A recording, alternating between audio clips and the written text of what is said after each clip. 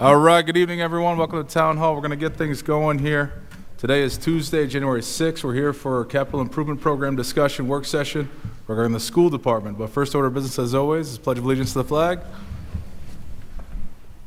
I pledge allegiance to the flag of the United States of America and to the republic for which it stands, one nation, under God, indivisible, with liberty and justice for all.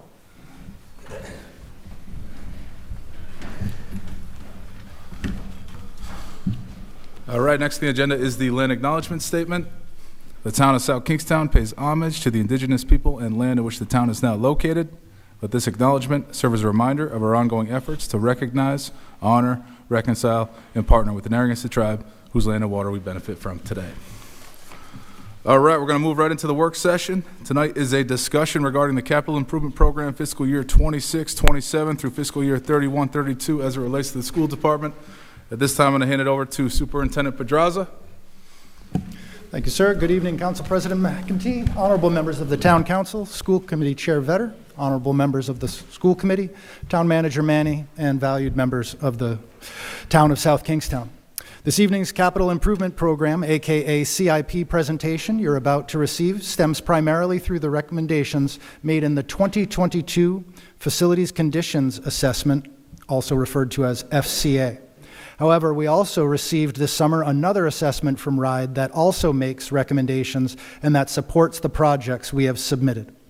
As we alluded to at our last joint meeting on December 18th, we have prioritized projects that are reimbursable, maximizing the South Kingstown taxpayer dollars. But more importantly, these are also projects that are essential to the safety and basic operations of our schools. Joining me here this evening for this presentation, should the specific questions arise, our Chief Financial Officer, Mrs. Patricia Proctor, Director of Facilities, Mr. Liam Lynch, our Director of Technology, Mr. Douglas Snow. I would also like to thank Mr. Phil Conti, Mr. Justin Jones, and Mr. Mark Moore, who are also in attendance should any of tonight's discussions pivot to the implications of construction of the new South Kingstown High School and the Curtis Corner athletic fields. So with that, next slide, please.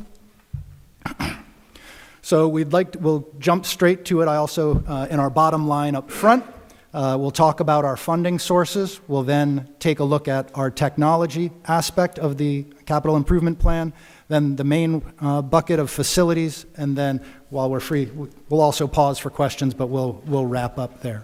Next slide, please.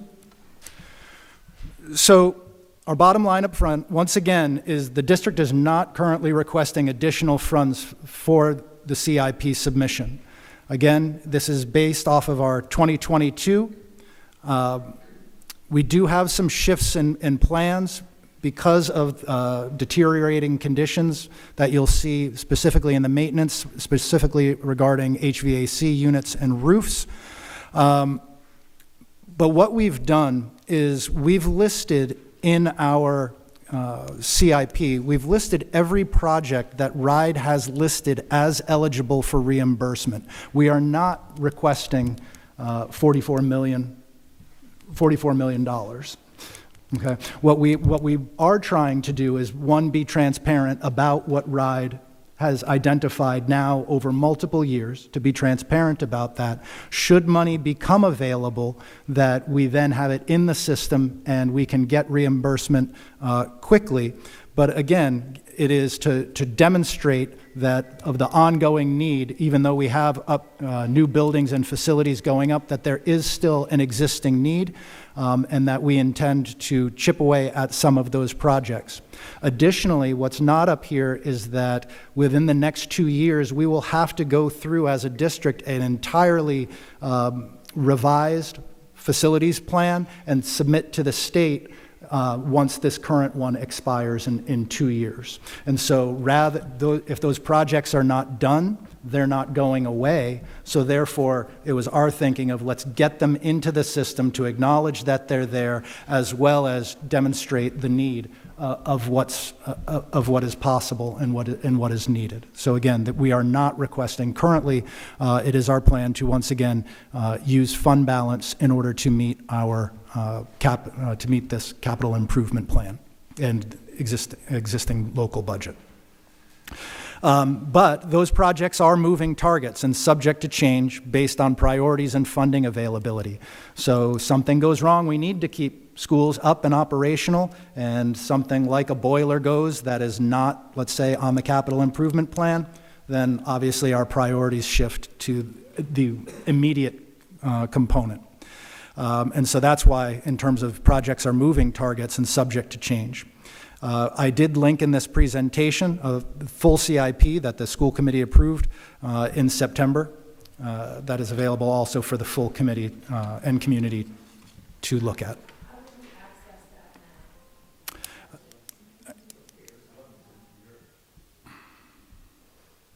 How would we access that hyperlink? Did we post? Okay. It's posted on board docs.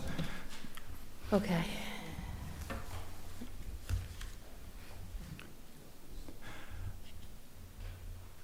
However, the projects that we are talking about in terms of immediately and over the next, what we'll be presenting in terms of a realistic number, not the full 44 million over the course of 5 to 6 years, will be highlighted in this presentation, as well as some that you'll see. Again, we currently, for the facilities number of projects, there are 61 projects listed in that CIP, of which 56 are reimbursable according to RIDE. We'll highlight, and to give folks a flavor of what some of those projects are, but we'll highlight what our directors and have highlighted as in terms of what we will be looking to do over the next few years, and that we believe is manageable. So next slide.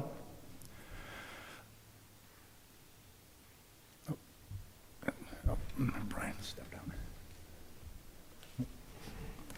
Mr. Sylvia.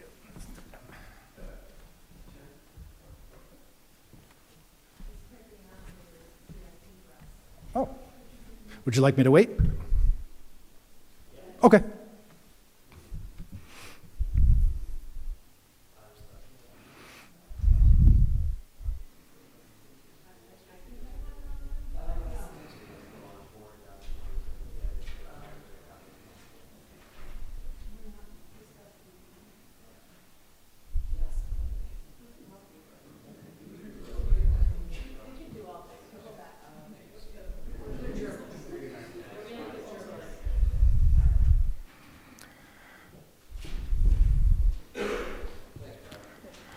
So we'll get into those specific projects and we'll highlight those as we get to the technology and facilities and maintenance components.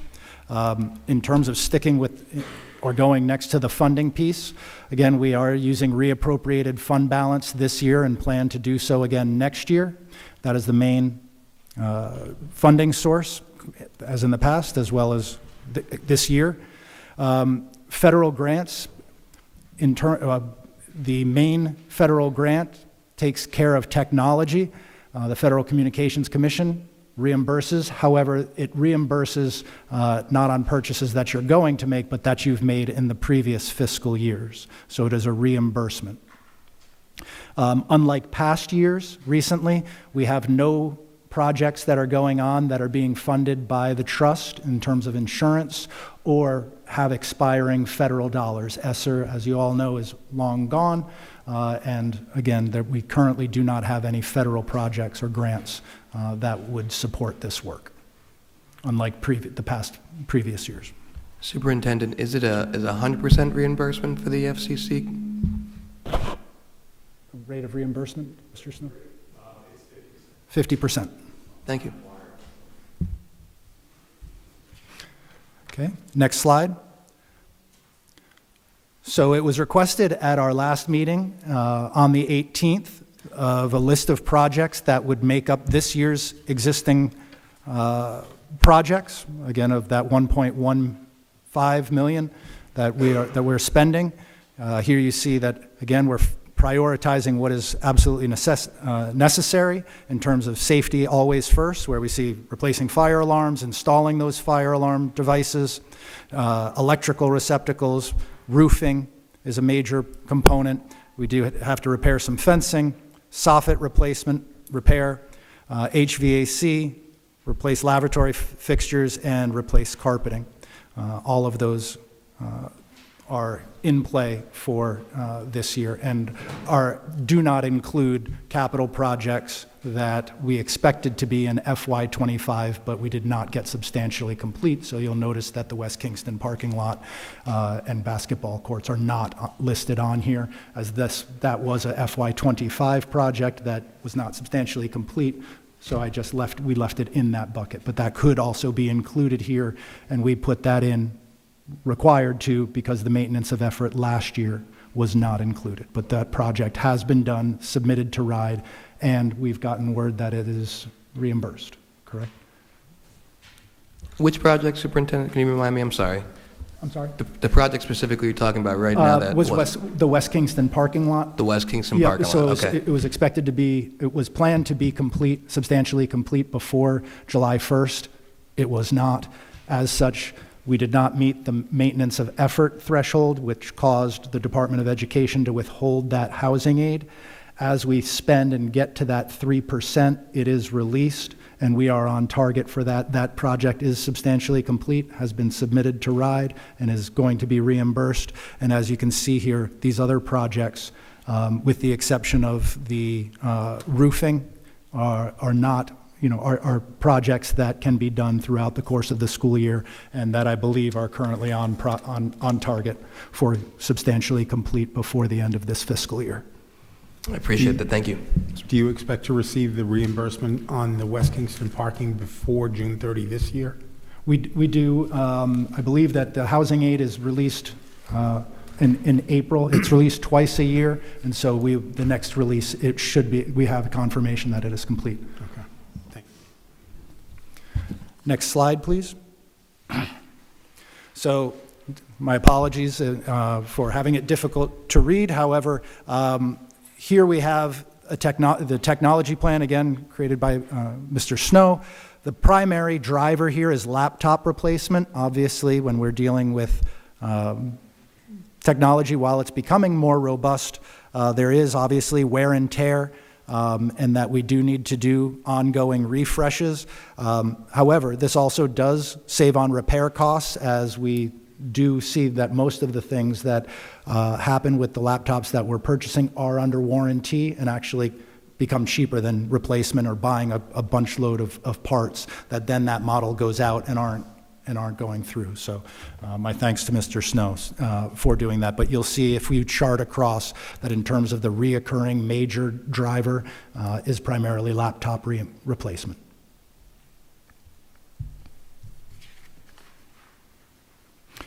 With facilities and maintenance. Before you Yes, sir. Before you move on, how old are the laptops that are being replaced?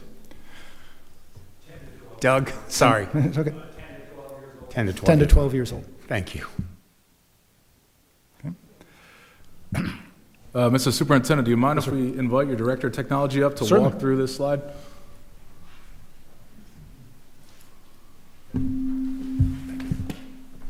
Hi, Douglas Snow, Director of Technology. So basically, yeah, mine's pretty easy. Laptops this year, we're not having any major projects for next year because the new school building's going to take a lot of our time. We finished up the wireless initiative for all the buildings, main core switch, so a lot of that's all set. So most of this next year's is going to be laptop replacements, like I said, and 10 to 12 years is it's 7 is our goal, but in reality, 10 to 12 years before we're flushing older computers out. So we have a good system now where we can have spares on hand, so if any of them break, we can keep the classrooms always with 25 to 27 laptops in each classroom. The only other big one is Broad Rock. We're going to replace the UPS, the uninterruptible power supply backup system in there because we have had some power issues over there.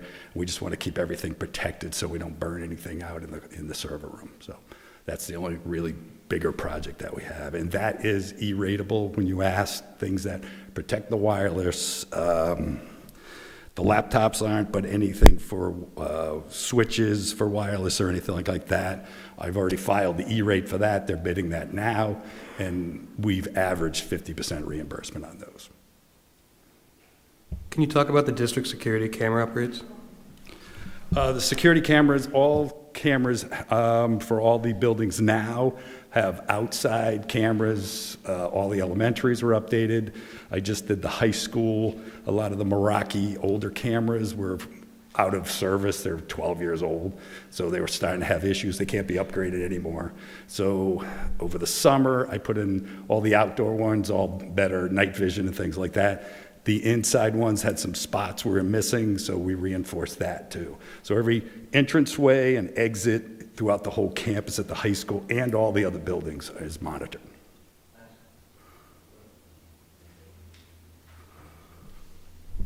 So last year, we had a conversation that you were investigating a emergency alert, sort of like notification staff. That was in your CIP, and we had a long discussion about that. Right.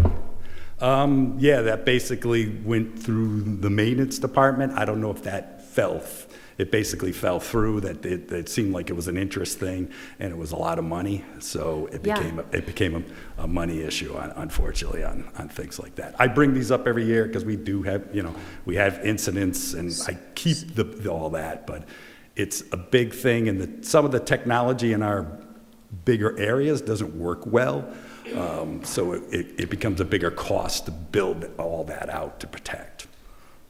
So you allocated money for that project, and it didn't get spent that way. How did that money get spent? It wasn't in my technology budget for any of that money. I didn't see any of that. I don't know if it was allocated through the maintenance department. I don't believe that it was definitely not allocated to that project. It would have gone to other projects.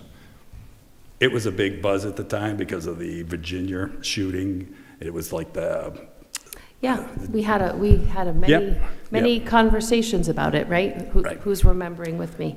Yeah. Right. No, you're right, yeah. So I go and I get all the bids, and after that, I present them to our security group and all that, but if it's not purchased, I can't go any further than Okay. that on these. So I don't want to put you on the hot seat. No, that's fine. Who should I look to for the question about where that money gets allocated? You present it as the CIP, it doesn't go through as a purchase. Where does the money go, and who do we talk to? It stays in, because it's coming out of fund balance, it is then not appropriated Okay. and stays in the fund balance. I think a lot of it was, and nothing with Mike, when we were talking about those, we were going through new administrations and things like that. Our CFO changed a lot. It could have, and our maintenance director. So it's not. It does happen, type of thing. So it's tough to keep pushing tons of other projects, when we don't have a lot of money. I don't want you to feel. Right. I don't want you to. I'm just curious because we did have a long conversation about the badges and the all calls and notifying the staff and I bring it up every year, but it costs a lot of money. And It it's does not, and trust me, it's something you never want to use, but it's something we should Correct. have. But given what happened last Yep. month, I think I just was curious where that project ever went, and if it didn't get executed, where does the money go, and then where are we at with safety? And is that maintenance? It was with Mr. Mahoney, and it was the maintenance request. I don't wish to go into in public session why it was, what some of the limitations are in some of our facilities in terms of those. It's not appropriate to talk about. We would need to do that in executive session to talk about safety and security in terms of where we have. It's not appropriate for me to go into right now.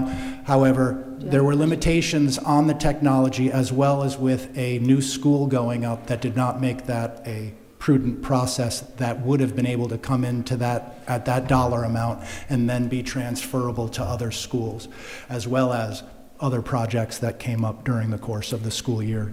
So just to summarize, make sure I get it all right. One is there are some limitations with the current buildings that we have to implement that.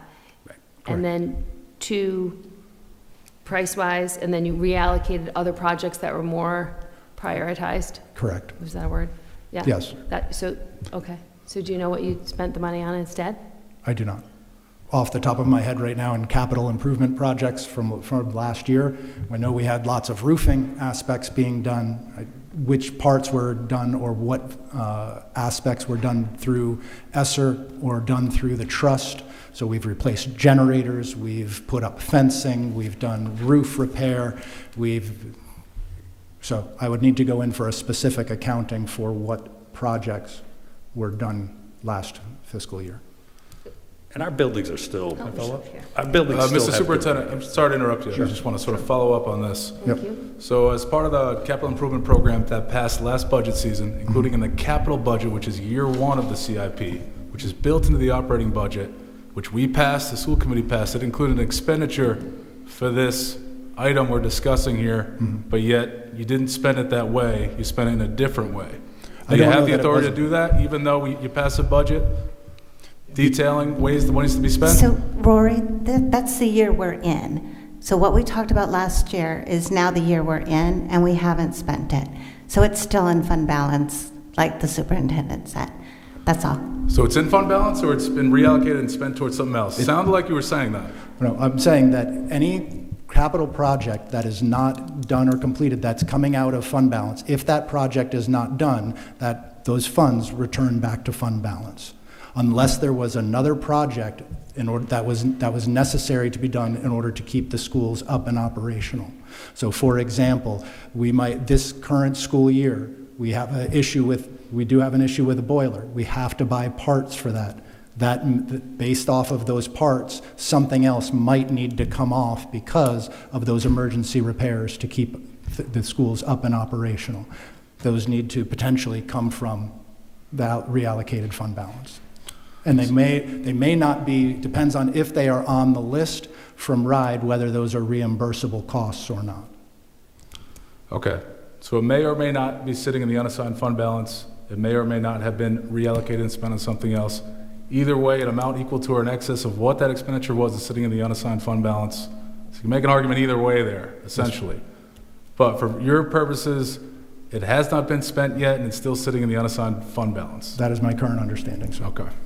Can I just do a little reminder about right at the front end of the agenda, where he does bottom line up front?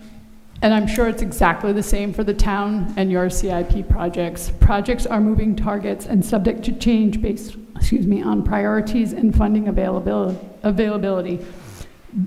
Our capital improvement shifts all the time. So does yours. And in this particular situation, that's kind of, we're living that right now. So we had a boiler that goes, we have roofs that are leaking, we have other things that need to be addressed in an urgent manner. So if that security project, it wasn't ideal, so that drops off, something else comes in. Thus, we have the full CIP list available. It's constantly moving, and it's what gets, I'll say, proposed at the time. Yes, we approve it just like you all do.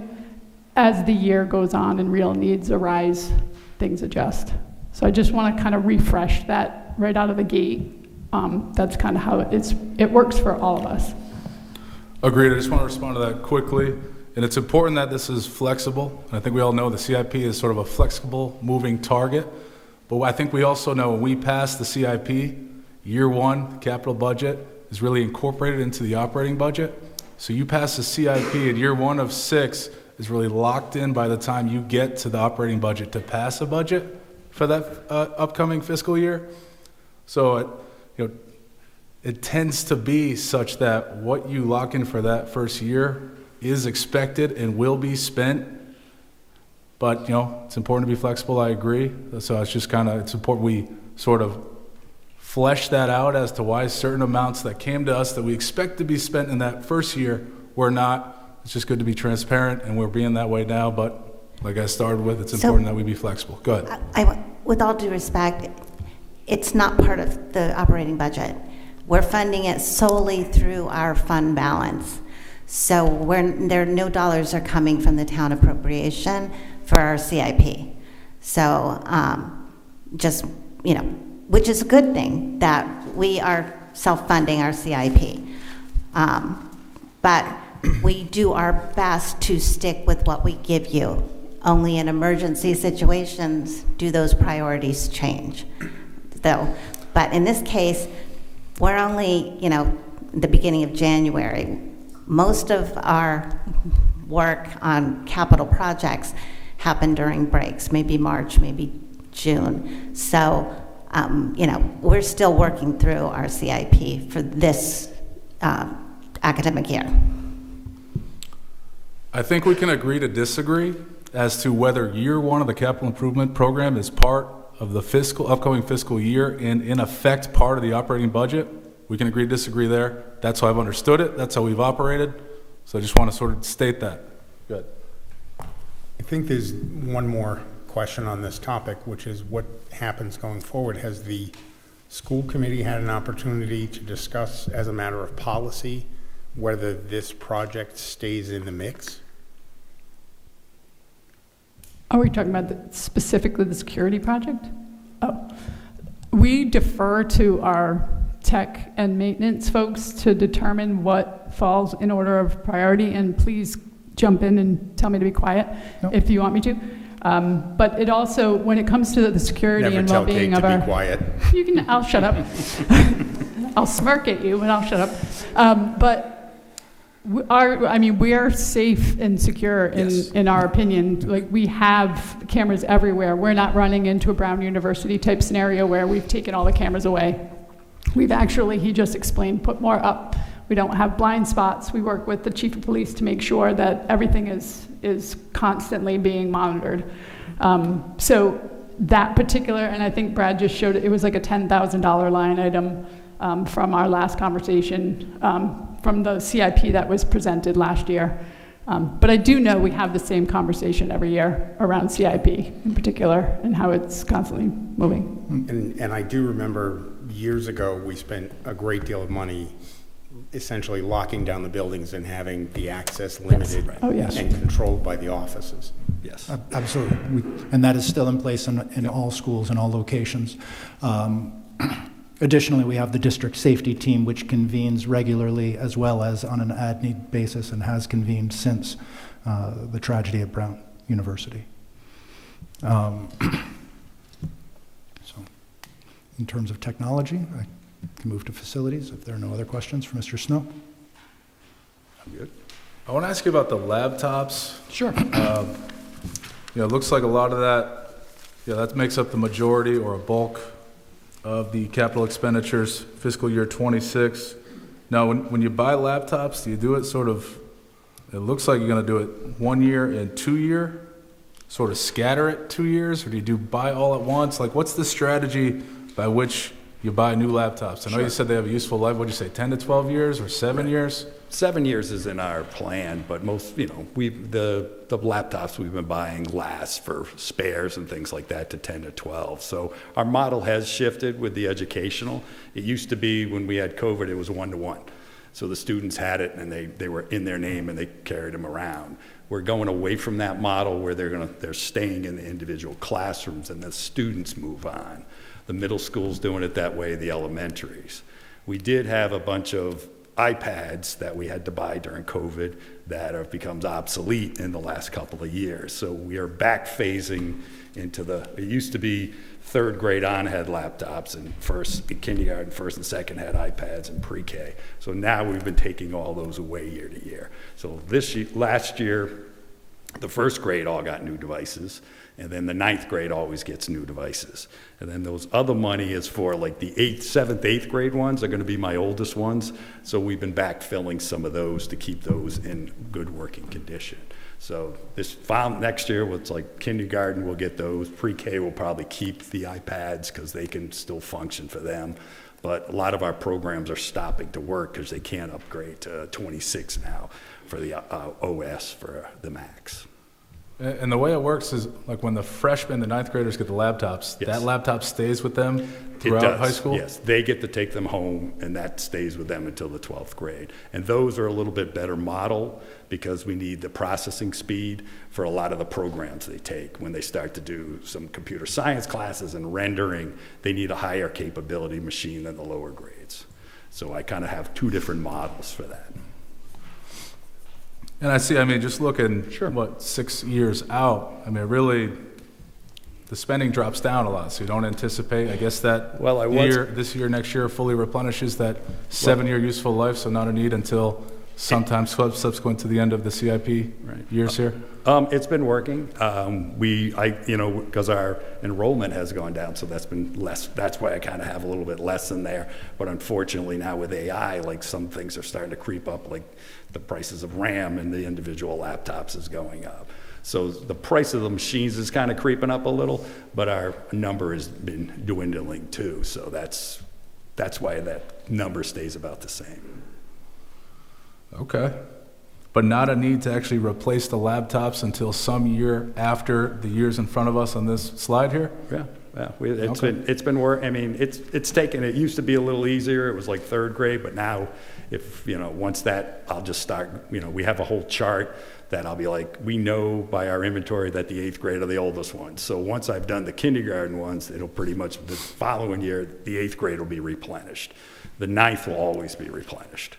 So it's changed over the last couple of years with the educational model that they're using in the classrooms. Gotcha. All right. Can you talk about the mass notification system? I know we're putting $10,000 into it this year and then $0 for the next 6. Basically, I think that was something our security panel looked for. Is it a text, SMS? What is this mass notification system? The only one I looked at was the GPS location cards. When we scrambled around, I got pricing for that. Centrex system that we looked at, and it was basically like a wireless system that they put in, and they tracked each one. But it was really, really expensive per year. It was like a lease type of thing, and a lot of times it's tough when we're leasing for some of these companies that the prices go up, and it's not feasible for us to do on some of these. Mm-hmm.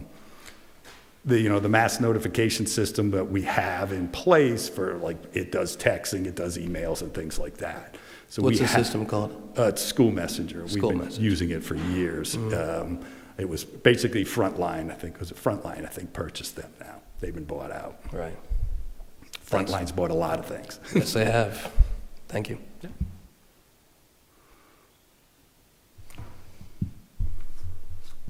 Just quickly, Sure. I don't want everyone. No. So the mass notification system, you have at $10,000, but the one that I'm remembering last year was I feel like $180,000. Yes. Okay.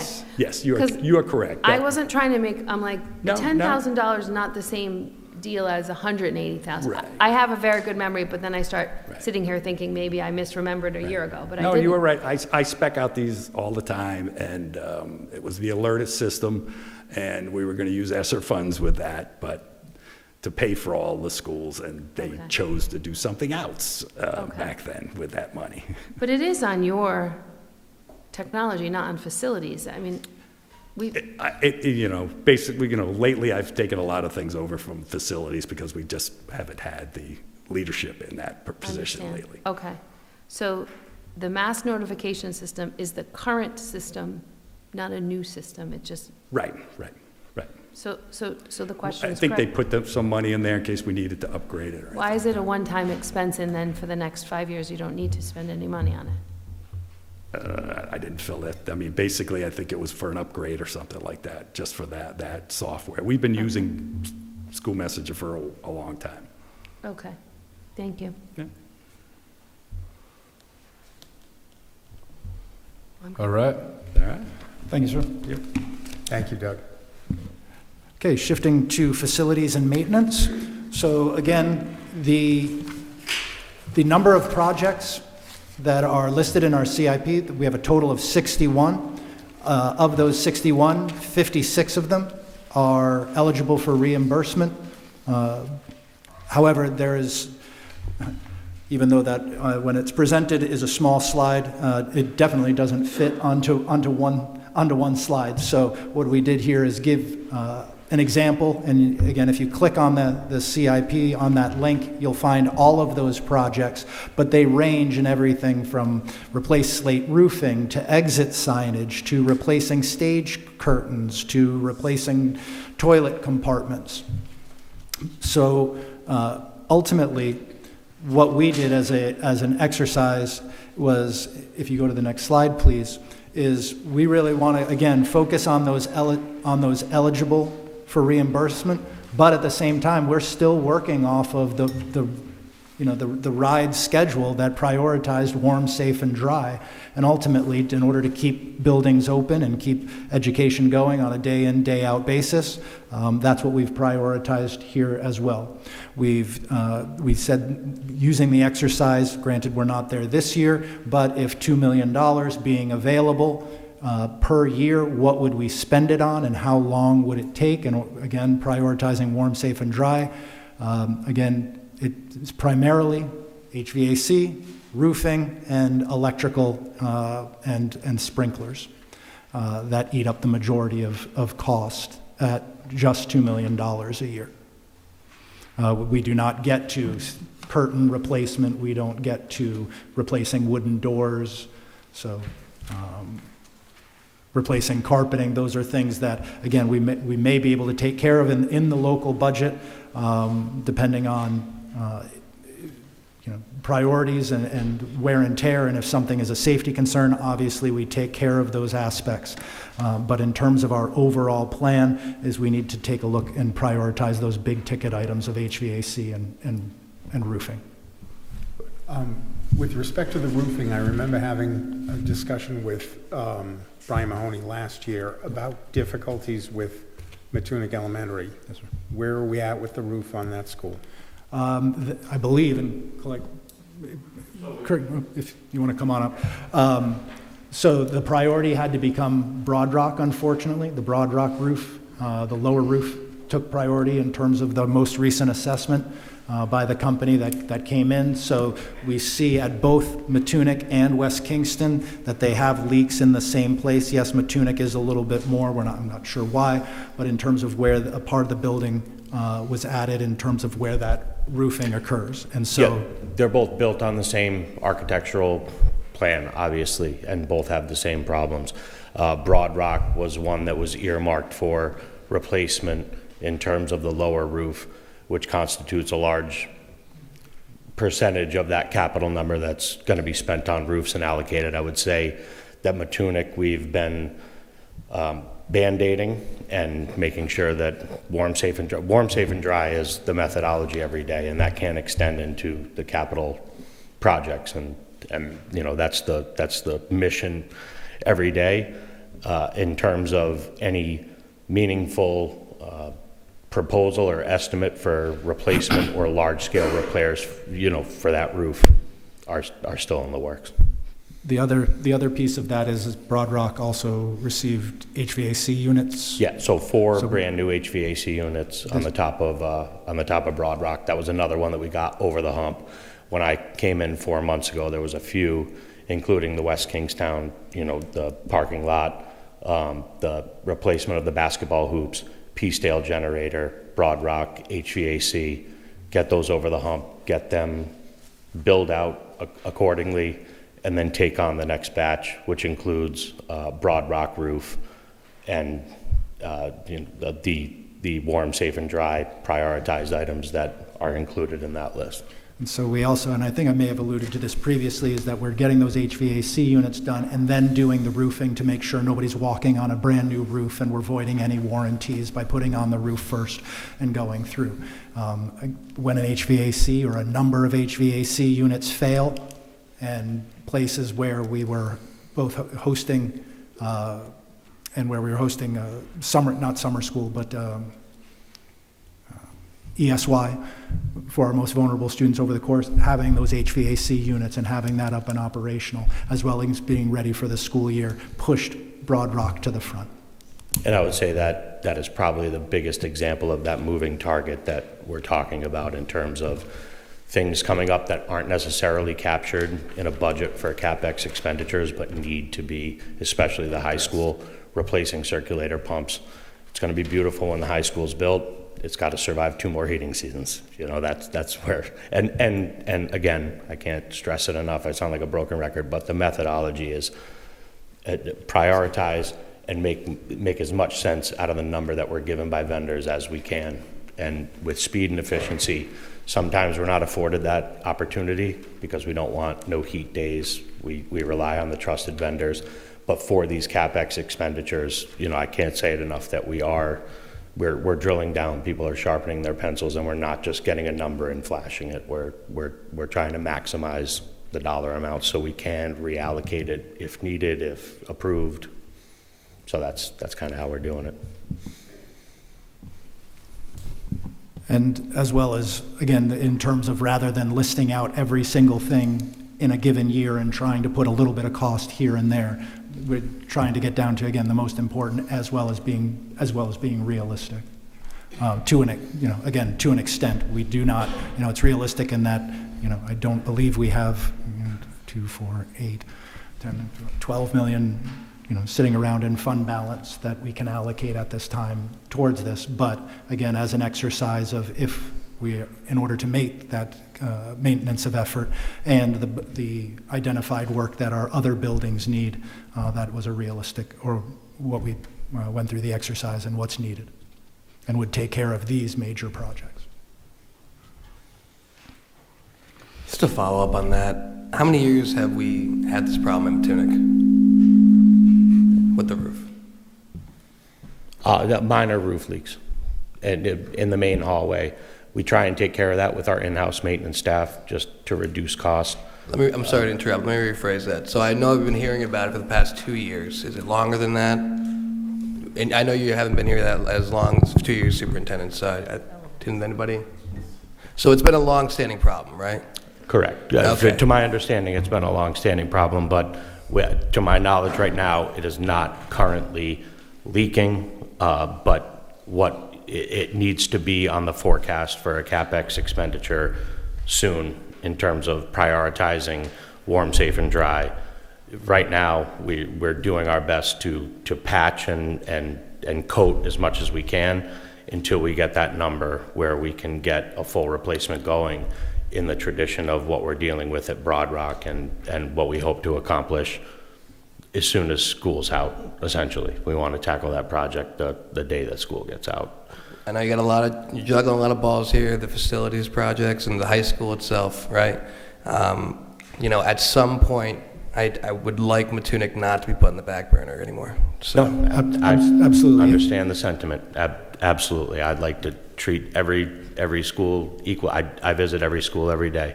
Again, so I like to get my eyes on it, and there's work to be done. There's work to be done at all the schools, but I can assure you that in no way, shape, or form is it being put on a back burner. I think everything since I've come in is on an even keel, and we're going to keep it that way. And if anyone finds that it's not, then we have a conversation. Wonderful. Thank you. Outside of Broad Rock, I do believe that it is next on the. Yeah, Matunic absolutely. Matunic would be again, next so on- in terms of the capital improvement plan, and if all goes according to plan for Matunic, fencing to keep basically we've had an issue with some of the special needs children trying to run out of the playground. There can be some permanent fencing put there where there's been some temporary fencing, but larger issues, obviously the roof. There's the parking lot needs significant work, and the HVAC would be included in that holistic plan to address schools as we need to, because we're upgrading the controls as they stand now, but that's only as good as the equipment that those controls are going to essentially run. So it's included in that overall list of HVAC, but it's in there, and we recognize that the school needs work, and we're going to get it done. Appreciate that. Thank you both. No, not a problem. Next slide, please. Thank you guys for your time. Thank you. I believe it was brought up last year, but one thing that the committee had discussed when we had gone through the CIP was in terms of, because it's coming out of fund balance and we're prioritizing these projects, when we started also thinking about the new high school and the new athletic field with turfs that need to be replaced and tracks that need to be replaced every 10 years, where is that money going to potentially come from? So the idea in terms of restricted capital accounts, we wanted to float the idea that in terms of if we're paying things out of fund balance, because of that reimbursement that is essentially locked in, and if it were spent on other things, would not receive any reimbursement. If we received that housing aid from CIP expenditures that were coming from fund balance, if that housing aid reimbursement went back into a restricted capital fund, we could then, even though, like, for example, this year we're spending $1.1 million, at 30% reimbursement, again, when we're talking about trying to get to $2 million, when we're trying to get up and up above that potentially for some of these projects, the idea of putting that reimbursement into a restricted fund that could only be used for capital improvements, and so that over time, even if we did projects that weren't reimbursed at such a rate, or if we were replacing a curtain or light fixtures and we're getting, thousands, not hundreds of thousands of dollars, that over time, though, that being in a restricted capital fund could then go into those long-term reoccurring costs for whatever these new projects may be, whether it be turf replacement or other projects associated with our new facilities, as well as ongoing repairs to existing facilities. And with that, happy to answer or attempt to answer any other questions you might have. Can we talk about that with you guys? Like you just blurted that out and it was like, okay. But I would love to hear your thoughts on that, because it should be a very dynamic conversation about how are we funding. To your point, we want the Matunic roofs done. We have limited funds. You guys want to hand over another couple so that we can do the Matunic roofs now. But if we had a restricted capital fund, that the money that gets reimbursed goes into, and then it can fund other school projects outside of our fund balance. It would be a lovely conversation to have with you guys. Before we have that, can I just ask a very probably simple question, and I think for everyone? So the $2 million threshold, you're saying that's the 3%, the school department, I'm trying to say it in one sentence, the school department is required to spend 3% of its operating budget for maintenance projects, maintenance of effort. That's what we say it's maintenance efforts, but it's really maintenance, and that's about $2 million annually. We have to go back into facilities projects. We were looking at the total volume of projects, and there are certain things that are in the operating budget that do go towards maintenance of effort. In order to push us over that threshold and as well as improve the facilities, we then have the capital improvement projects. Because the scope and scale of them is, when we start talking about HVAC and roofs, is enormous and extremely important. If they go down or if they fail completely, we're going to have to go into fund balance or come before the committee again. So we've prioritized that. It was just about, given the magnitude of cost and the importance of the projects that we've listed before you, what is a target amount that will allow us to get those done at a minimum? It was not about, with 2 million, we are 3%, we're 3.5, it was not about targeting 3%. It was about targeting the project and the need. So that just, what is the amount of 3% of maintenance of effort? I understand many projects could be capital or whatever you just said about this current year. What's the amount, what's the target number you must reach for RIDE to be kind? 3% of our operating budget, which would be based off of the local appropriation, 3% of the local appropriation, not off of grants, not off of restricted funds. 3% off 55 million. Correct. Which is what, Brian? I'm not good at the math. Rory got a pass. And I'll be sure to make sure that once we come up with that number, that if there's other factors that need to be included, we'll put that in there. I'm not sure of the exact number. It's I know okay. it's 55,900,000 something. So I Yep. did 55,900,000. Yep. 3% of that is 1,677,000. So you must spend $1.6 million annually on facility projects. Yes, on maintaining the school facilities. If not, Ride gets mad. they withhold, and they put that money that they were going to give back to the town to put into the general fund, or in their reimbursement, they put it into a restricted fund so that it must be spent, or what we must spend those dollars, or that amount of dollars on capital improvement, then they will release it back to the town. Okay. Hence Thank you. the idea for this. Let me take a crack at Kate's question. I think we do need to have a discussion during the budget process. I don't think we're going to come to a decision tonight, but there are a number of projects that were approved as part of the Phase 2 in December of '23 that are eligible for the reimbursement. The high school project right now looks at about 141 million. I'm not even going to attempt the math. North of 40 million potentially reimbursable to the town, and it comes to the town, not the schools. It seems to me that there's two competing pools for that money. Yes, we can get more done with the schools-specific projects for capital improvement using the reimbursement funds, but we can also apply some of that money to reduce the debt service, which it's the most significant project we've ever undertaken.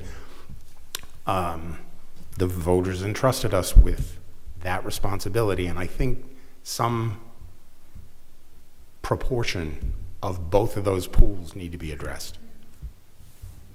Well, and I think, and also where Mr. Bajaz is specifically proposing that is not necessarily, and I agree with you, because it is pay down debt, invest in our schools. We want to do both, right? In this particular conversation, it is specific to our capital improvement program. So it might not be the 40 million, that might be, and again, it's your call, it's our money, but you're the deciders. You might say, okay, for the high school project, that money goes to pay down the debt, but maybe for our capital improvement, the $100,000 boiler, the $1.1 million roof, that housing aid comes in, and maybe it goes into this potential capital fund that could then turn around and go towards whatever Peacedale needs, whatever Broad Rock might need, things of that nature. It just kind of helps us to not deplete all of our funds, but it also earmarks money to be invested in our schools so that we're not going back out to bond, and that we're not going back to you guys and asking for big chunks of money. It can be utilized kind of like a kitty. And one other point to that, I'm not opposed to the idea of a capital improvement account, sort of reserve restricted fund. It may need to be held by the town. Okay. I definitely think there's opportunity there, and I just want to flesh out some of these figures so we can see what could be realized. Could you go one slide backward? So this is the next 5 fiscal years. Before we get to that, I want to talk about fiscal year 26, the year we're in now. Would you say there's 56 of 61 projects that we anticipate will be substantially completed and we'll get reimbursement for by end of fiscal year end? No, sir. It's a matter of, I put, of those 61 projects that are listed, 56 of them are eligible for RIDE reimbursement. We're not going to get to any, because we've got these major components, so if we call those right there, if we call those 5 projects, we still have 56 projects still in the queue to do, and that will be in our next facility. Let's slow down here. Let's talk about fiscal year 26, the year we're currently in. We anticipate any projects to be substantially complete such that we receive reimbursement Yes, if you go back before year-end fiscal year? Keep And going. if so, can you tell me the amounts? There. Because that will be the amounts which essentially kick off this fund. Yes, sir. This is our FY '26 So project. 52.5% of that, or is that's going to be the amount of the reimbursement? Okay, 1.15. Yes, sir. So that will be the additional amount that we project will be in this account reimbursed from the state. This is the amount that we are spending this year that all of these projects, Liam, please correct me if I'm wrong, are eligible for reimbursement. And so Okay. we would be able to getting housing aid from that 1.551. What's the rate of reimbursement? And then after you 30. answer that, what's the amount we 30. project will receive in reimbursement from that? 35% Okay, and what's the amount? of 1 point. I'm trying to help you out here, so if you just So walk we're- with me here. So if we're talking 30, we're talking about $350,000 on $1 million if we're getting 35%. All right, so we project that about 350,000-ish will go into this account, Yes, sir. which is the result of reimbursement from the state for these capital improvement projects, fiscal year '26. Yes, sir. Then fiscal year '26, '27, so if we go to the next slide, or the next few slides forward, we anticipate that the school department will spend just over $2 million fiscal year '26, '27. That's what's needed for HVAC replacements. So what's the assumption I'm looking at here? So Do you you're anticipate spending that amount in '26, '27? What is the CIP amount for fiscal year '26, '27? That's not clear to me in this presentation. I heard this a little differently, not as planned, but as potential things that could be done and potential cost of those in each of those years. That is correct. Is that how it was intended to be said? It's not as It is, planned. these need to be done. If we can get them done, that's our priority. If for some reason something were to occur where we need to spend fund balance on other projects that then needed to we couldn't get HVAC replacement done at all of the schools that needed to be, then that's what would, those would need to go on the back burner. So fiscal year '26 that we're in, by year end, we get the 350,000 reimbursement from the state. That's in an account. Yes, sir. Let's say we hand it over to you to be used in the subsequent year. Yep. How will you use the money? What additional monies do you have? How much will you spend? Then how much can we anticipate we'll receive in reimbursement in fiscal year '27? And I'm asking these questions so we can have some certainty to make better decisions as to whether we would like to give you guys this fund, which will be held by the town, to allow this sort of regular reimbursement to come back to the town, to be given to the schools, to invest in CIP projects. We'd like to have some certainty. I know we probably can't predict it with certainty, but at least some sort of best guess as to what amounts we can project we'll get in reimbursement year to year over the next 5 years-ish. Well, I would say that if, with the past being a predictor of the future, if we were to take our current allocation of what's our current allocation and to that maintenance of effort, if that's coming up at about $1.5 million that we're spending on capital improvement every single year for the All of past- which will be subject to reimbursement. So that we're aiming for. So at a minimum, 35% of 1.6 million annually for the next 5 years? Outside of day-to-day routine maintenance costs, because again, those are not reimbursable. They go towards maintenance of effort. So let's say it was the director of facilities, it was a truck. That might not be reimbursable, but it was something that was necessary. It does go to maintenance of effort. However, it is not eligible for reimbursement. I cannot guarantee on a year in, year out that, especially coming out of fund balance, that we are not going to need to reallocate fund balance to other sources. However, if we are able to, until we get a reoccurring set part that's part of our operating budget that can take care of capital improvements, we have to rely on fund balance. Okay. And if that dollar amount doesn't change in terms of that local appropriation, then the maintenance of effort is that 3% that we talked about before. And our goal is to make sure that if we can, and when we need to get to, that we're going to need to dip into fund balance. So let's say that 1.5 for the maintenance of effort did strictly come from capital maintenance, but yet the HVAC replacement needs the additional 500. We would need to, or the committee would need to approve at that additional. Can you kill that other mic? That's where the feedback's coming from. Thank you. Well, I think, okay, just, So, My apologies. Let me just sort of finish this thought here. So when we talk about CIP, talk about 6 years out, right? You got the first year capital budget, then the immediate subsequent fiscal year, and then you got the 5 years thereafter. It's not clear to me what the CIP is for this 6-year period. I can't look at these slides or listen to you present and understand what those amounts are. Okay. And I think it would be helpful to see that. And in addition to seeing that, being able to identify what amounts in the CIP over that 6-year would go toward projects that are eligible for reimbursement. Because at least we'll have an indication or picture, this is what we can project as to potential amounts to be reimbursed to the town, for which we can then hand back over to you to invest in these CIP projects. I think there's potential here. Understood. I don't believe that even on the town side, we've accounted for the reimbursement from these projects yet, which is even better, because it's not going to affect what we've already been looking at. It'll be in addition to. right. But I just can't see it all, but this is why I'm asking you these questions.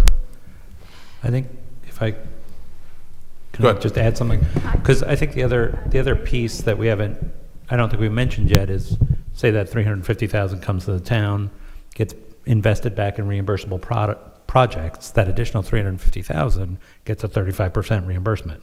So whatever we were going to spend, say we were going to spend 1.5, we spend 1.85, then that's more money coming back into that fund again. So the fund keeps replenishing. If the town spent $350,000 on something else, you're not going to get 35% reimbursement on pretty much anything else you spend money on. There is that opportunity to leverage getting the reimbursements, but it's also from fiscal year to fiscal year, so you're not going to see it immediately anyway. Okay, so I want to go back to, I think, where we were about the bond, the debt service for the high school, and the reimbursements. Maybe I'm wrong, but I think the community expected that we sold this pressure to get the school bond to qualify for the 52.5% or whatever the bonuses were. We were rushing to get those deadlines. And I think the community expects that reimbursement would address the debt service. Maybe I'm wrong, but I think that's what the community would expect, that we would take that 150 and pay it down as much as possible. The piece that I think makes sense and I think I could support is trying those other identified projects going back to you. Because we need, that big nut is frightening. If you talk to your neighbors and talk to anybody, there are a lot of people who are really salty about the amount of debt and that change. So we need to be responsible and make that impact, which is raising taxes, as minimal as possible.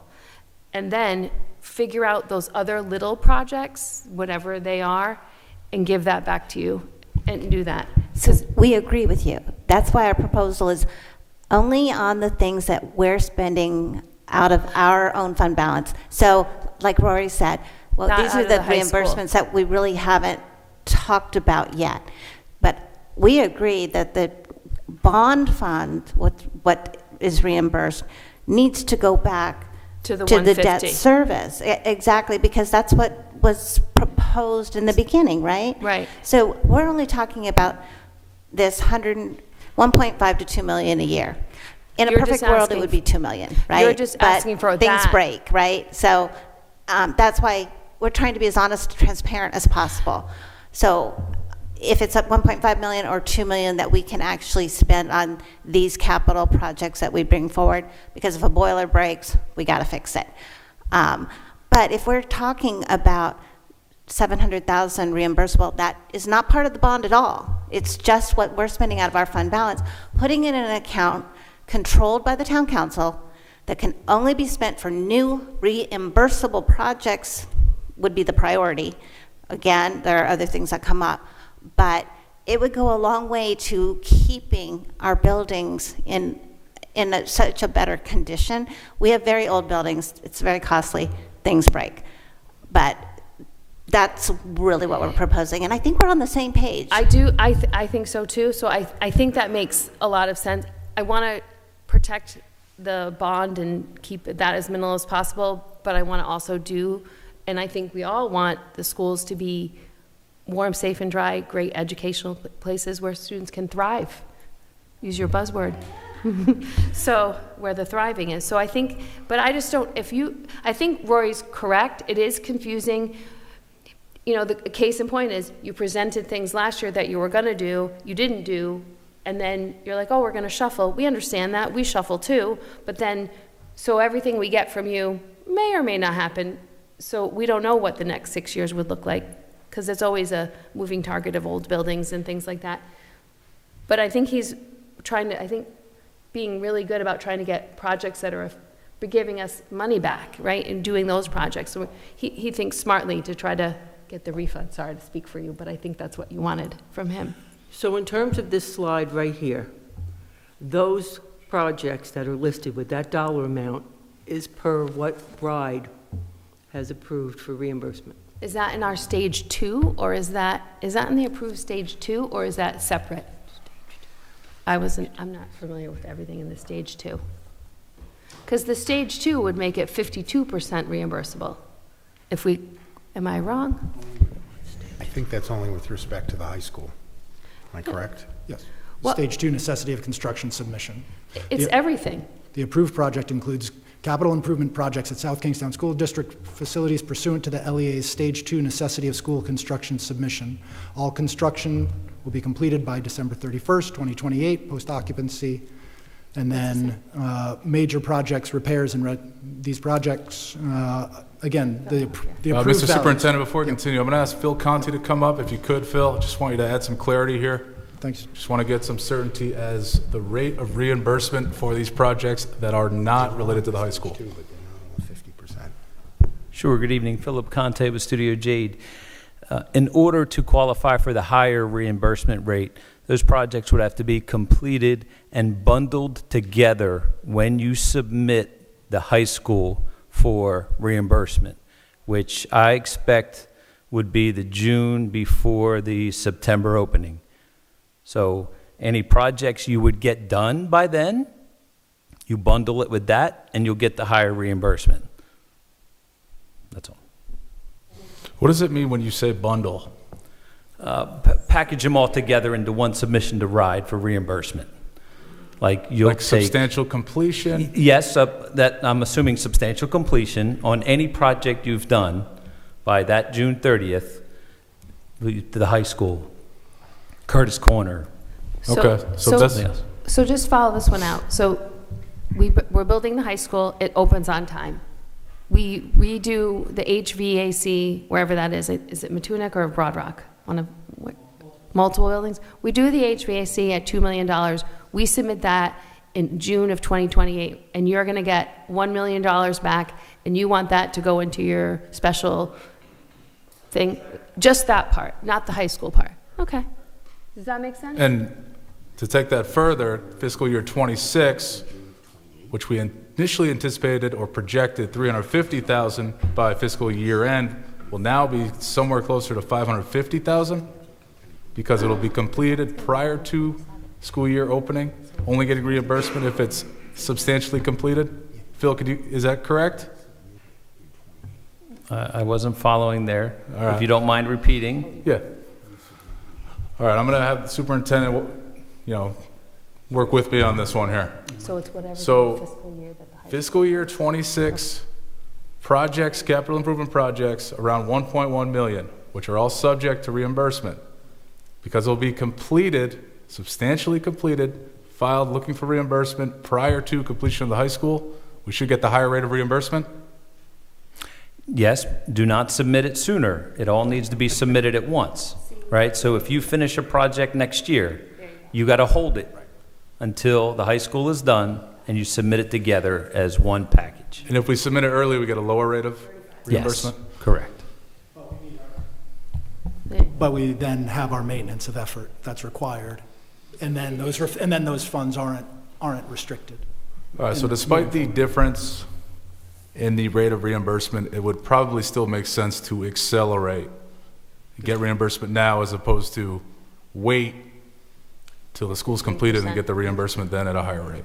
And I would We say, want the monies down. And I would say yes, especially as we are going through and going based off of fund balance, that as we're using it, depletes, and then Yeah. hitting that target without You won't have then a way to having get it in next another year. surplus of which then, Despite the lower rate of reimbursement, accelerating use of it now results in getting more bang out of it over time as opposed to waiting to get the better rate of reimbursement. that is correct, as well as releases the funds and meets our statutory obligation. All right. Would the following year's projects that we would complete be able to then be bundled at the end of that year? It will again, this year, I believe, lasts 2 more years, and then we have to refile, and RIDE will give us a whole new approval list.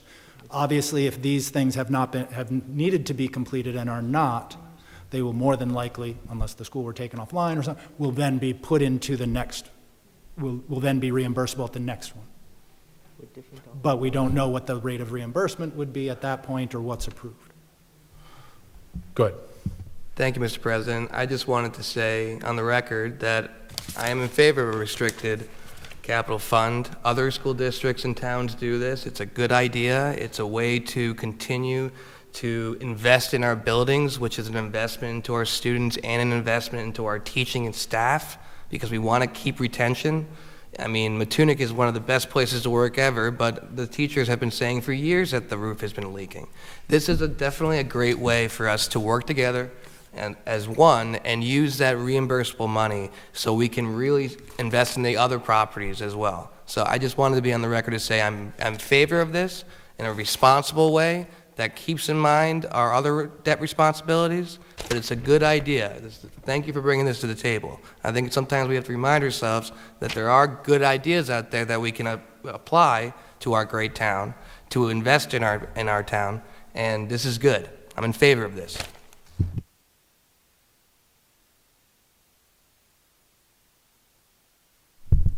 Can we just walk through the same example again? So, one for me and I think for other people. So, say next summer you do this HVAC replacement, $2 million, just even, right? You have 2 options. First of all, it counts as the maintenance of effort, which is the 1.5 million that Brian calculated for us, right? You must spend that on projects. So that checks that box. But you have 2 choices. You could submit it for RIDE in the fall of 2026 when it's done. You've done all the, just when you could submit it then, and RIDE would give you back 35%, whatever that is. I can't do my math in my head today. Or you can hold the project and get 50-something% when the high school is substantially completed. What just happened was you guys were talking about hold it and get the better reimbursement, or submit it early and get the money. You're saying philosophically you would rather submit it early, get the 35% reimbursement, and move forward with other projects. Just want to make sure it's a lot of stuff in the air and not written down for anybody to understand. So that's how I understand. You philosophically would prefer to do some of these projects and not chase the 50%. You want to do the 35, because then you have no way the next year to do the maintenance of effort on the next project. That is correct, with the Okay. one caveat of I have not explored the ability to withhold, nor do I have experience in terms of withholding projects to then bundle them into an already approved project yeah. that is also being paid with bond, Okay. So it would be, I'm speaking, That's fine. I can't speak to that in that I have no expertise with it and would definitely need to check with RIDE if that is even feasible, because what I wouldn't want to do is try to bundle something that then puts things that weren't on the bond in jeopardy of that reimbursement. So Okay. I do not want to, I've done no research on that, and so I'm not able to speak to that with any certainty.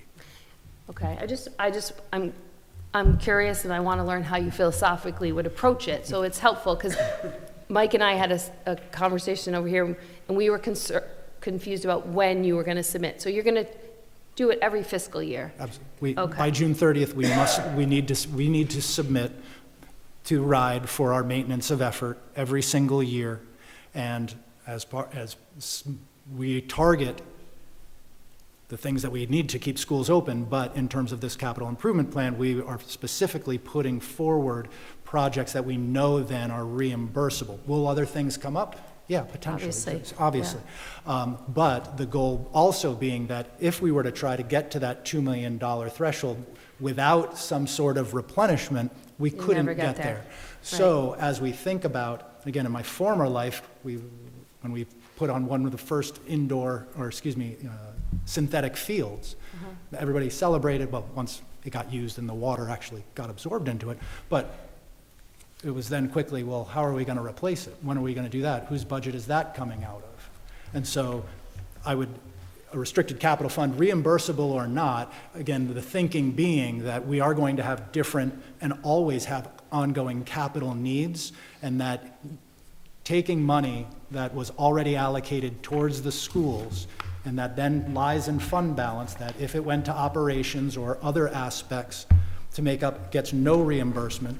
If we were to do it on capital improvement, gets reimbursement, that if we then create that perpetuating cycle, that we are not then forced to go to the committee to ask for more money in order to meet our maintenance of effort, we have a restricted fund that is perpetual, that is at least have some reoccurring revenue. I'm following that. Yes. So then how do you explain the CIP with the $7 or $8 million in the out years from 2028? We talked about it last night, just briefly. What slide is that we had? Do you all remember? So it's on the full school department CIP, specifically. So in years, in FY '29, obviously we see a major escalation.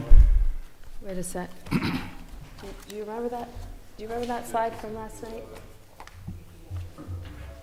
Yeah. Page 11 from last night, if you were here. How do you intend to get that money? So if I may, my understanding of it, and I also would like clarification as well, is that's just showing what we need. It's not saying, oh, we'll do 2 million, 2 million, 2 million, now we're going to do 12 million. There's a huge bucket, and we've talked about it. Mr. Sweet was sitting at the table, and he's like, how do you intend on doing all the other $40 million worth of projects? Yeah. So it's more that had never been published in the town system before, and we published it. We went with full transparency. This is what our schools need over time. And so we have projected out, and again, correct me if I'm wrong, Mr. Pedraza, we've projected out these next few years, and then now we have these big lump sums. They don't have to be those numbers. It's like placeholders. Like, this is what we need to do by the time we get out to, I think that's 28, 29, where it says, does it say 9? Clearly it wouldn't be 9, right? It's like, we would be projecting out to like a 2 million, and then that 9, whatever was left over from the 9 would move out. And again, we're showing it. We're instead of saying like nothing to see here behind the curtain, it's there. We need to address it. And again, those numbers will change when RIDE redoes the plan for us in a couple of years. I appreciate you saying that, because I left thinking that it was the high school reimbursement that was going to funnel into your capital, so no one's doing that. Okay, we're great. I'm great. Thank you so much. We can go home. Patty, go ahead. I do want to thank you very much for the transparency, and although a great deal of this I leave to my colleagues who have a lot more experience in accounting, to sort of understand all of the complexities of this. And so I just want to speak as the non-CPA member up here that I really do appreciate the increased transparency, and I like knowing, sort of what the big picture is. I also like knowing the philosophical ways in which we're approaching this. And so to go back to an exchange that happened a couple of minutes ago. There was a discussion about bundling the projects together so that you could get the higher rate of return, which I think is like 52.5%. And then there was a question, okay, so if we submit it early, we would only get 35%. And so I noticed that there was some indication that there might be a preference for taking the 35% rather than waiting for the 52.5%. Is that a correct interpretation? Because to me, that's leaving 17.5% on the table, and as a taxpayer, I wouldn't want to do that. I don't have a preference in that I've never looked into taking our yearly capital maintenance and maintenance of effort and bundling it or looking to bundle it in with a project that was approved specifically with specific purposes. I don't know if it can be done or not.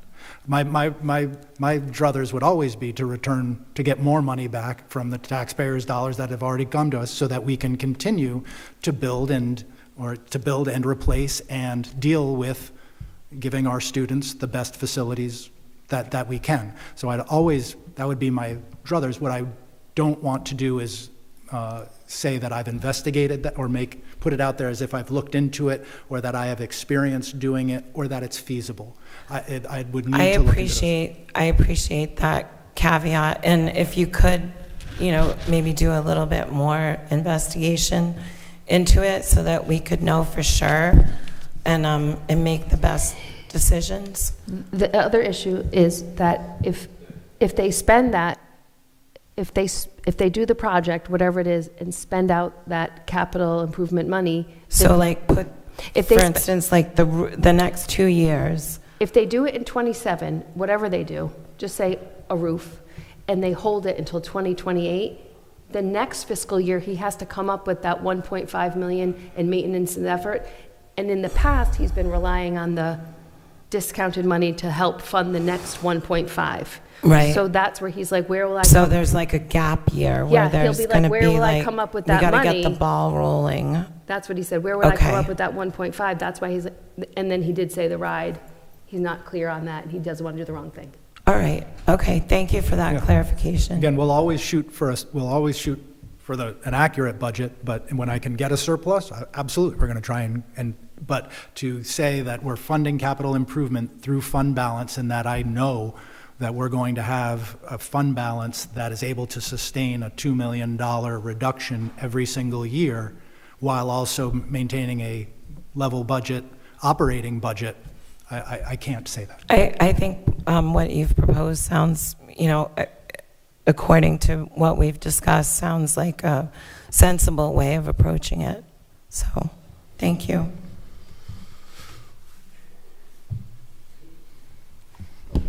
So, I'm listening and I'm thinking the same way as you, Patty, but what I most importantly hear is a strategic plan of how we can funnel back funds into our capital improvement to be able to keep projects going. And I'm also thinking with the bungling process that we're talking about, upon completion of the school, there should be some projects completed that would be able to bundle into that would bring back that 52.5%, that will funnel more money into that reserve fund for future projects. So I think what we have here is a win-win plan, because we're not taking the reimbursement from the school itself and using it for none other than to put back into the bond, right? And so I'd like to thank, Mr. Pagazza and our finance director for presenting the idea that we could funnel back the funds and keep the projects moving, as well as potentially receive that 52 when we can bundle projects with the completion of the school. Any other thoughts? Yeah. Go ahead, Mike. It might help to do a little bit of a nuts and bolts exercise with something that's already happened. The West Kingston parking lot has already been submitted, and you're expecting payment, I'm guessing, in April. So that's what I was, bingo. The payment is actually going to come to the town. Do we have an amount? Do we know what we're going to get? I mean, it's 35% of whatever it cost, right? I think it's approximately $156,000. Okay. So come April, while we're in the budget process, we anticipate that there's going to be $156,000 that the school department hasn't already incorporated into its plan for this coming year. Correct. And if that money is then used on a project in 27, 35% of whatever that project is going to come back to the town again. And that's how you could fund a reserved account. I have two caveats for all of us with this. One is there's no guarantee that the state is perpetually going to fund 35% through the housing aid. It's permanently there now, but depending on the state's budget, that may be a problem. And then the second thing is, as we're all going through the operating budget for 26-27 and the capital improvement plans, there's a proposal that's begun to be considered now to change the state funding formula. So all of this may get scrambled in the next few months, depending on what happens with the legislature. Can I add a number 3 in there? Sure. Ways. So let's fast forward, we're past 27. Our school is open. We have a brand new facility. We have a brand new athletic field, whatever that looks like over at Curtis Corner. And I believe Mr. Lynch brought up, how are we going to maintain those going forward? 10 years from now, if we go with turf, do we need to recarpet the turf? Does our track need maintenance? Does something happen at the high school that maybe we're putting in solar panels? Whatever it is, this facility kind of capital improvement bucket can be a seed for that, so that it's not constantly, oh, hey, we need another 2 million, we need another 1 million, we need 350,000. This is kind of a seed, account that helps with forward thinking, because we can't just put a pin in it come ribbon cutting on 2027 and be like, yay, we did our job. We need to be, again, Paula used a great term, strategic plan. We need a strategic plan on how we're going to maintain our facilities going forward, and this is just a great kind of foundation for it. Agreed. All right. Any other final thoughts, council members, school committee members? All right, we're going to open it up for public comments. Anyone who wishes to come up and speak, invite you to come on up. Just ask you to introduce yourself. We're going to limit you to 5 minutes. This clock over here will begin counting down when you speak. If you have technical questions, we'll do our best to address them, and we'll have the experts, the administration here, address those questions. Jim O'Neill, Wakefield. Mr. President, if I could, just either questions for Brian or the superintendent. All right, thank you. I must have arrived later than I thought this evening, but I have here the March and April numbers of last year, and I guess I thought our capital, tech, and facilities, that $1,055,000. So were the projects done? What happened to the dollar amount when you say reappropriated? What does a member of the public looking at here? On which slide, sir? No, on FY26 is this current school year, sir. All right, so that money's being spent? Yes, sir. Okay. So what do you mean by reappropriated?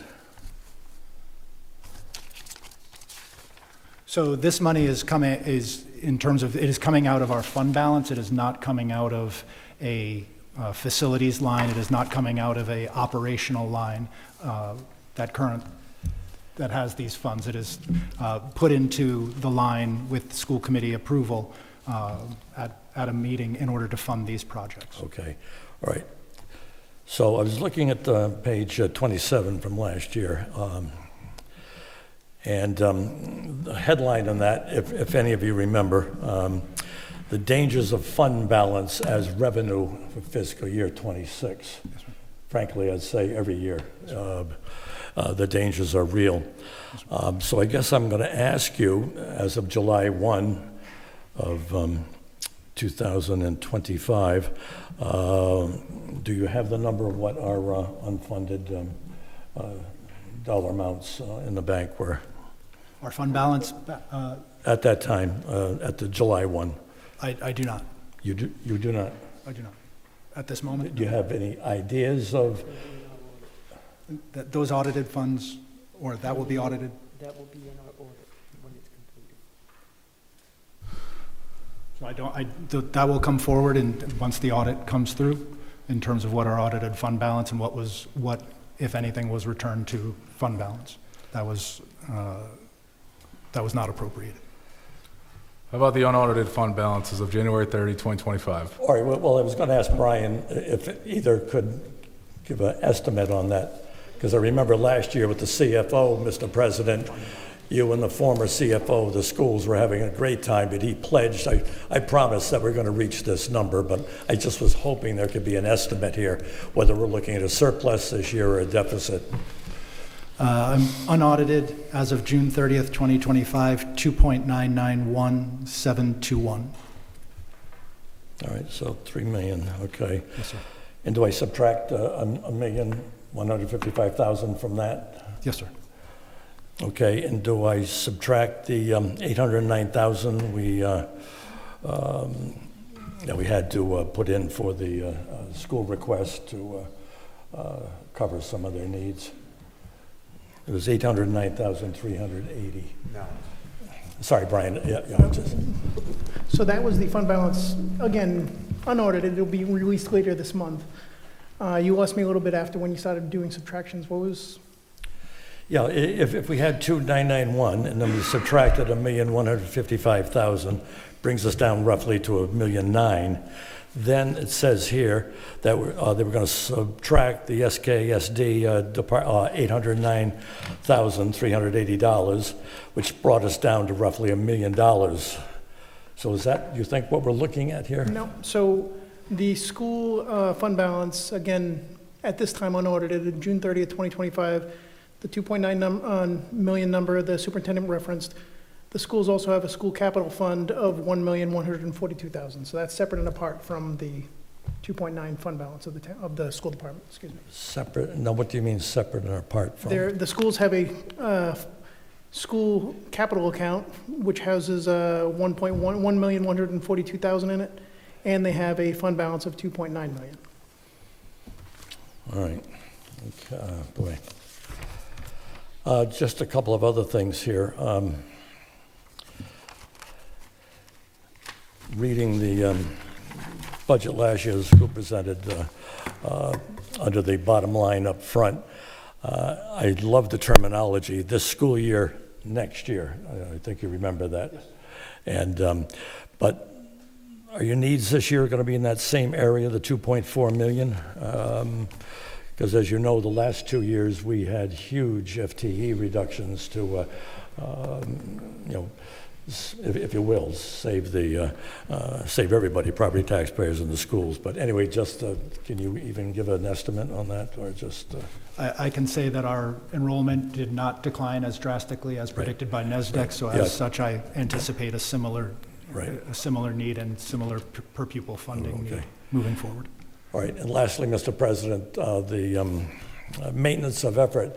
I guess I thought 4 or 5 years ago that was cast in stone. So I don't know, is this just something the town wants to do, is set aside a fixed kind of preserve, if you will, trust to put that capital money aside? That was confusing, the conversation, because I thought RIDE said, this is what you got to do, folks. Jim, this is just an idea that's been discussed tonight for the first time. Okay. All right. But also, too, just lastly, I thought there were other options on coming up with that number for the maintenance of effort, not just against the property tax, but I thought they even had a valuation of the property. There was a couple other options in there. So I don't know if we could save any money on that, but Thank you, Jim. How could we, how could we save money on maintenance of effort? Because the repairs. My wonder is, we've talked in our last maintenance of effort in terms of funding the schools and in terms of maintenance, but then we, as the school department, have a maintenance of effort towards facilities and infrastructure.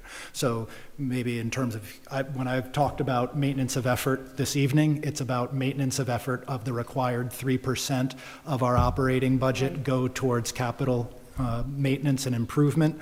When we talk about overall in the entire budget process, maintenance of effort as it comes from the local appropriation. Are there different ways to quantify the maintenance of effort toward facilities such that you can sort of see? Are there? Like what amount would be lesser than as compared to others? Not to my knowledge. There's a spreadsheet that we need to go through in terms of what we've spent in each category and then submit that to RIDE. We can find that sheet and have that in terms of all the qualifying expenses and things that qualify versus things that don't. Okay. All right. Anyone else in the audience wish to speak? I invite you to just come on up. All right. Seeing none. Any final comments, council members, school committee members? Well, another good meeting. I think we're off on the right track. And we look forward to continuing a productive budget season. And until then, see you next time. Thank you to the administration, school department, town. Great job. Thank you. See you next time. Happy New Year. Already up.